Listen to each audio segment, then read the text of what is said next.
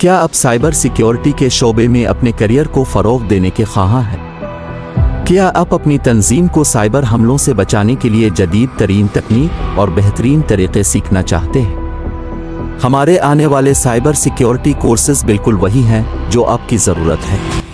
हमारे माहिर असातिज़ा ने कोर्सेज़ का एक सिलसिला डिज़ाइन किया है जिसमें साइबर सिक्योरिटी की बुनियादी बातों से लेकर ख़तरे का पता लगाने और जवाबी हिकमत अमलियों तक हर चीज़ का अहाता किया गया है।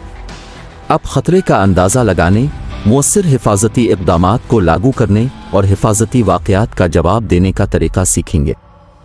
हमारे कोर्सेज़ इब्तिदाई और तजुर्बाकार पेशावर अफराद के लिए यकसा मौज़ू हैं और वो लचकदार होने के लिए डिज़ाइन किए गए हैं ताकि आप अपनी रफ्तार से सीख सकें।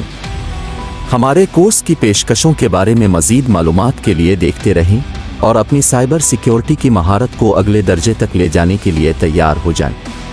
मज़ीद मालूमात के लिए बराए मेहरबानी साइबर पश्तो और साइबर उर्दू प्रीमियम मुलाहज़ा करें और व्हाट्सएप पर हमसे राब्ता करें।